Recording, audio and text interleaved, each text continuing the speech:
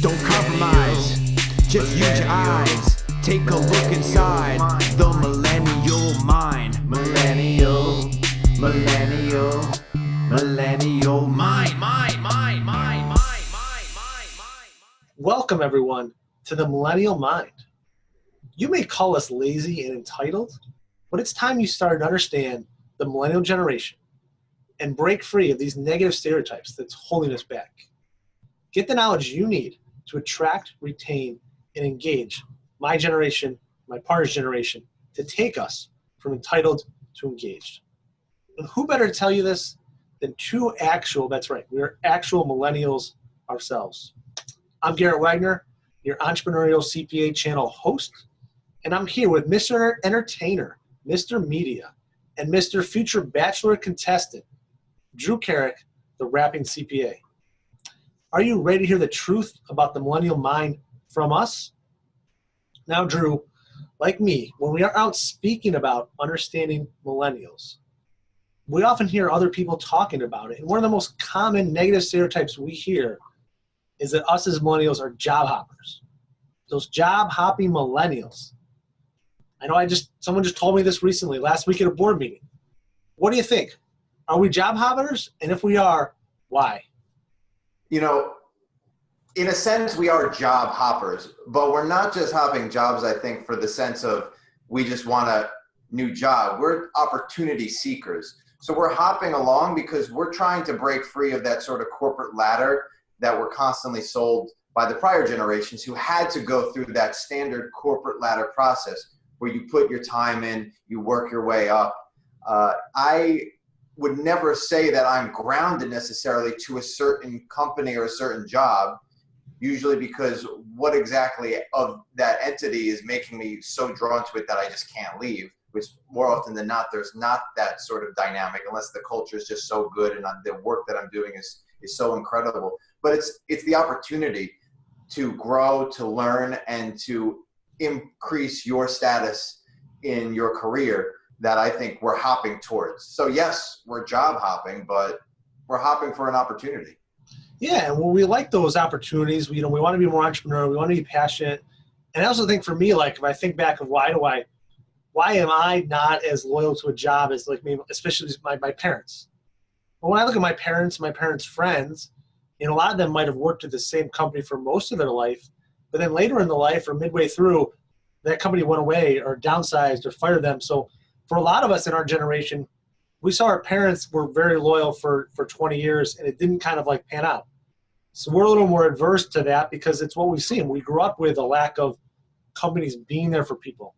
We've seen our parents' benefits and retirement plans and pensions like slowly whittle away in our lifetime, where before for our parents, the Gen Xers, they had the opposite thing. Their baby boomer parents had that stable job and those great benefits that lasted forever. And we saw that stuff fall apart and it impacted us. We saw that what happened in the world and it changed who we are. And yeah, then we also saw, I think, we talk about this a lot, that drive for us to be more passionate and entrepreneurial just further expanded upon that. Yeah, I'm really sick of the stereotype of us getting called ungrateful.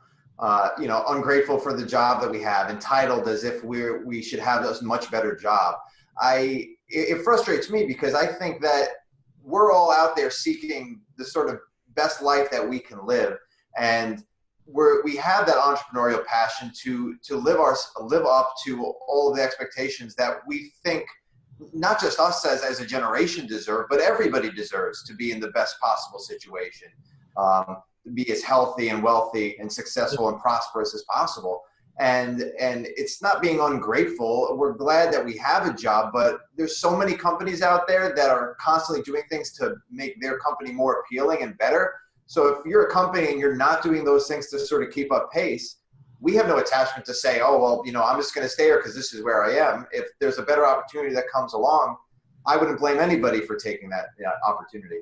Yeah, and that's definitely part of it. I see that a lot of firms that I worked at, companies that I consult for, CPA firms I consult for. You go in there, you can tell right away, this is not a company that people would be excited to work at for like 30 years. Like there's no, there's no drive here. There's no excitement. There's no energy. There's no real purpose in what they do. And yeah, there's people that are busy every day going through repetitive motions. And that's great. And people are getting a paycheck. But what's the flip side for us in millennials? Like, we don't just want to get a paycheck.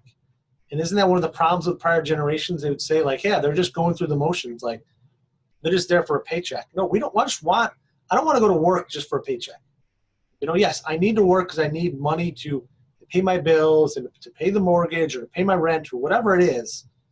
But yeah, we want to do more than that. We're looking for that next step. And that's what companies got to look to provide is, can they provide an interesting work experience, interesting work environment? Yeah, I don't mind doing some clerical work, some data entry, whatever it is, but what more is there? What more is going to be there to help me grow my career? I think, Drew, we talk about that. That's what we're all kind of looking for as millennials. If they're job hopping, yeah, they're looking for that opportunity. So what are you doing at your firm, your company, organization to provide opportunities to them? So, Drew, let me ask you that. What can companies do to provide better opportunities to retain those millennials? I mean, it comes down to creating the sort of environment where you walk into the work and you feel like you're doing something at a place that you're passionate about, and you're doing a job where you're learning and growing. And I think learning and growing are the big kind of keys in there. Some people just want to go in and clock out. And, once 5 o'clock hits, they're gone, and you know what, they're taking home their paycheck, and that's all they're really looking for. But a lot of millennials especially are looking for more. We're looking for purpose, for meaning. I don't mind putting in the extra hours if I know that, there's a benefit that's coming of it. And the work that I'm doing is valued by those around me. So that's just the key basic element to sort of getting more at the millennial heart and making their mind connected to your company. I love that. I mean, learning and development, such a simple concept. I like to tie some of these millennial thoughts back to like business strategy, business best practices, research studies, case studies, and that concept right there.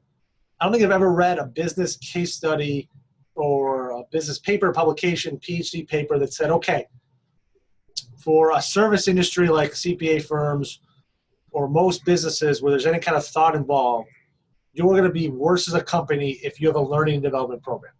Like, that paper has really never been written to say, like, learning and development is bad, get rid of it. So what we're here is kind of saying of how do you get them to not job hop, have a really strong learning and development program. That's not something unreasonable. It's something you should just have in place. Now, Drew, I'll wrap up with this final question for you. I get this sometimes. If you want to retain millennials and excite them to be there, do you have to have a ball pit in the office? You don't need a ball pit, but it will help. It will help. Okay, I don't know if it'll help. It's something different. I personally, I don't recommend ball pits, but it can't hurt. Yeah, it can't hurt to have some sort of fun, way to just kind of let out your inner child. Yeah, I like that. Some way to let out your inner child in every single unique way. So I hope you learned something watching today. Hope you had a little bit of fun. If not, reach out to us here, Drew. We're happy to answer your questions and understand the millennial mind. And if you want to help us better understand millennials at your company, firm, whatever it is, we would love your opinions and thoughts. Take part in our millennial survey. No matter what age you are, we want your input. There's a link below. It's in all the social media posts. Click on it. Take the test. Well, that's it for our show, everybody, today. Thank you for watching. To hear us talking about job hopping millennials and how to curtail that, don't forget, click the link to subscribe to the YouTube channel. And as always, I challenge you to take action today to change the world and invest in yourself.